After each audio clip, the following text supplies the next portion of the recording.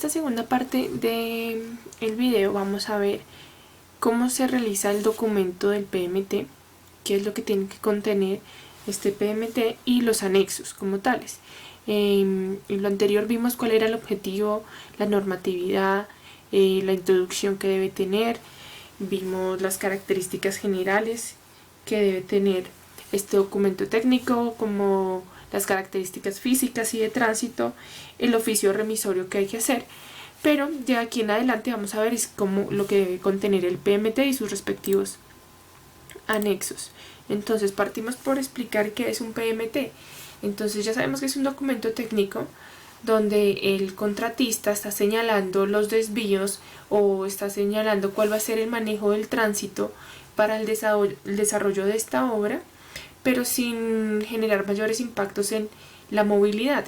Entonces esto es lo que se busca, se proponen estas alternativas, estos desvíos, esta señalización para mitigar el impacto de este proyecto en la comunidad y en las vías que se están afectando o que están alrededor. Entonces primero se debe mencionar el manejo del tránsito particular, indicar si se requieren desvíos o no, si no, decir no aplica, pero igual hay que mencionar cuál es la operación actual y las medidas de control que se plantean sobre esta vía.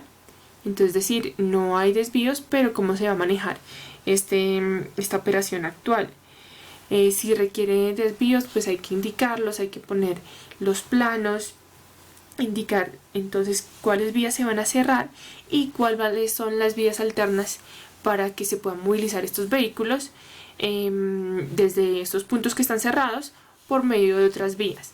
El manejo de transporte público, igual, también indicar si hay desvío de rutas de transporte público o no, si no, pues decir no hay desvíos, y se debe mencionar, pues si los llega a ver, cuál va a ser el de cada ruta, el desvío de cada una de estas rutas.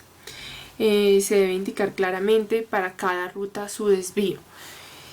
El manejo de vehículos de carga, entonces nosotros tenemos que anexar en el PMT un registro fotográfico primero del estado actual de dichas vías y el acta de compromiso mediante el cual se garantiza la reposición de la malla vial local debido al tránsito de vehículos pesados, manifestando pues la intención de que uno quiere dejar esta malla vial igual o en mejores condiciones encontradas.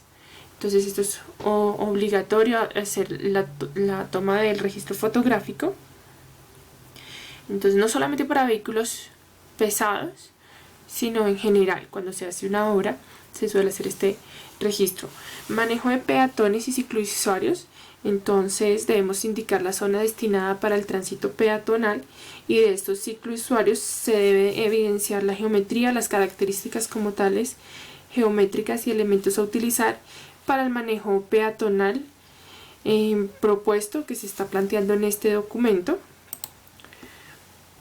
Las zonas de carga y descarga, entonces ubicación de la maquinaria para dicha actividad y horarios para la misma, es indicar básicamente esto. Implementación de desvíos, bueno, si dentro de las alternativas consideradas en el plan de manejo se requieren desvíos, estos deben estar sustentados en los análisis de tránsito realizados, deben tener un inventario físico como tal de los dispositivos de control de esta red donde van a ser los desvíos y de la zona de influencia del proyecto. Adicional, pues un registro fotográfico del estado actual en caso de desvíos de rutas de transporte público. Deben incluir el acta de la comunidad. Entonces, como van a cambiar las rutas, deben informar a la comunidad de este cambio de rutas, de paraderos, los desvíos. Entonces por eso debe incluir esta acta. Y importante en esta parte de los desvíos es hacer el registro fotográfico de las vías, del estado como tal de estas vías, para ver si hay algún daño o no, si tienen que dejar igual o mejor, en mejores condiciones. Para entrada y salida de vehículos, entonces un PMT puede estar enfocado solamente a entrada y salida de vehículos de carga. Entonces especificar el tipo de vehículos, volqueta, mixer, la frecuencia de llegada, el horario y pues los volúmenes de las vías de acceso aledañas. Para la definición de dispositivos de control y apoyo en la gestión del tránsito durante la ejecución de la obra, estos dispositivos de control quiere decir, bueno, los semáforos. Entonces se debe señalar los dispositivos de control y de apoyo que se requieran o que se deban modificar durante la ejecución de la obra. Entonces, si nosotros necesitamos modificar un semáforo, modificar ciertas señales, entonces se debe indicar en este documento cuáles señales se deben modificar durante esta ejecución. Entonces aquí vamos al siguiente. Modificación de planeamiento o amoblamiento semafórico. Tiene que ver con el punto anterior. Entonces aquí es importante aclarar que todos los elementos necesarios para realizar las modificaciones a las intersecciones deben ser suministradas por el interesado del proyecto o el interesado de la actividad a ejecutar. Entonces, si yo requiero alguna modificación, tiene que estar a cargo mío esa modificación y no, digamos, de la Secretaría o de la Policía de Tránsito. Entonces, sí, esto igual se debe hacer en caso de los semáforos a una aprobación previa del grupo de semaforización electrónica. Entonces, aquí tenemos tenemos que incluir el plan de desvíos de tráfico para la ejecución de la obra. Entonces, ¿cuál es ese plan? ¿Cuáles son los volúmenes de tránsito con su respectivo análisis de capacidad y niveles de servicio de las intersecciones semaforizadas a modificar? El plan de modificaciones indicando adición o eliminación de flujos o movimiento del amoblamiento semafórico, los postes, semáforos cableados, equipo de control, cuando se requiera. Entonces todo esto debe estar indicado en plano escala 1:200. Y los dispositivos de control del tránsito, entonces se debe especificar e incluir todas las señales de aproximación y los demás elementos de seguridad a implementar, ya sea para canalizar, para informar, prevenir, reglamentar y minimizar el impacto sobre la vía. Entonces todas estas especificaciones nosotros las encontramos en el manual de señalización vial del 2015. Ahí nos encontramos todas esas especificaciones que debemos seguir para poder implementar estas señales. Es importante aclarar que cuando culminen las actividades se debe retirar la señalización de obra. Aquí siguiente, información y divulgación. Entonces hay que incluir la manera como se va a establecer el puente de comunicación entre la obra y los diferentes actores e instituciones del área a intervenir. Entonces eso se llama plan de gestión social. En obras de alto impacto o en aquellas que afecten instituciones o una población sensible del sector a intervenir, se deben presentar actas firmadas por la comunidad donde se evidencie el conocimiento del proyecto, obras a realizar y medidas de contingencia a implementar. También para obras de gran impacto se debe solicitar un plan de medios, el cual será aprobado previamente con un acuerdo establecido y con un formato establecido por la Oficina de Comunicaciones de la Secretaría de Movilidad, en el caso de Bogotá, y para mayor agilidad en la divulgación de este PMT, cuando es de alto impacto, entonces los medios de comunicación se deben enviar una copia de los planos específicos que se realizan en AutoCAD por parte del profesional encargado para previa coordinación del mismo. Entonces ustedes sí se han dado cuenta que a veces en el noticiero o en la radio están informando sobre estos cierres y la divulgación de este PMT. Entonces esto es para, bueno, de alto impacto. Los procesos para la puesta en marcha. Entonces se debe indicar la forma de implementación, seguimiento y retroalimentación del PMT.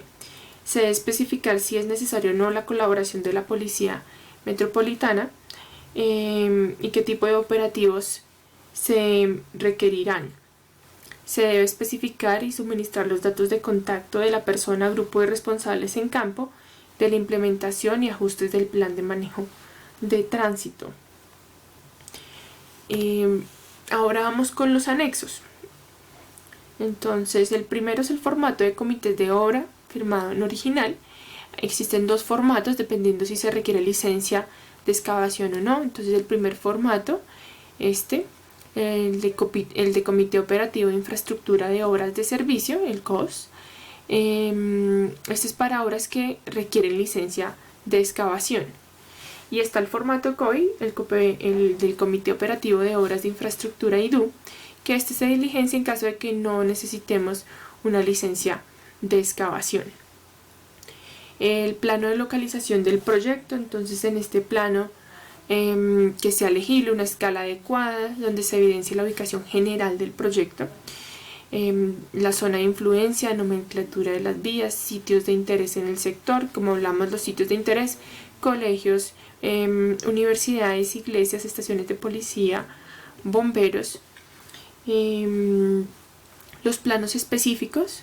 Entonces estos planos, igual a escala adecuada, se deben presentar una escala adecuada que permite tener una lectura clara de la señalización, donde se identifique la nomenclatura también, si es nueva o antigua, los sentidos viales, dispositivos de control que existen, la señalización también actual, anchos de calzada, de andenes, tipos de cierre, medidas de contingencia, desvíos si son necesarios, dimensión y ubicación de la zona afectada y de la zona habilitada, tipo de señalización, entonces los temas de reflexión, de luminosidad, del personal que está ayudando como auxiliar de tránsito, el abanderado, los senderos peatonales, el tipo de vía, la orientación, de su ubicación siempre tiene que estar con su norte, ahí está entre paréntesis, y bueno, dependiendo si hay varias etapas de un proyecto, la ejecución de un proyecto,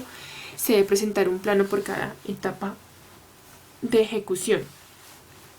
En este numeral 2.3 de autorización para afectación de bienes de patrimonio, yo no les puse la numeración, pero igual ustedes la encuentran en el documento técnico, el 16, que les estoy explicando. Este concepto técnico, donde si digamos en este caso este numeral no aplica, uno simplemente pone el numeral 2.3 y escribe no aplica, pone este título y digamos que uno no está ejecutando una obra donde vaya a haber una afectación a un bien de patrimonio. Entonces los demás numerales ustedes igual los pueden consultar y para que vayan poniendo su documento técnico con estos numerales específicos, en el caso de para que sea radicado para la Secretaría de Movilidad en Bogotá. Entonces, bueno, cuando tenemos afectación de estos bienes, entonces, ejemplo, en la Candelaria, o digamos, por ejemplo, si uno estuviera haciendo un proyecto en Cartagena, en la ciudad antigua, entonces es necesario anexar un permiso donde este permiso lo consigue por medio del Ministerio de Cultura o el Instituto Distrital de Patrimonio, donde ellos autorizan la intervención a realizar y que coincida con la ubicación solicitada. Entonces, si uno no tiene este documento y uno está haciendo un proyecto en una zona de estas, pueden negar el PMT por este documento.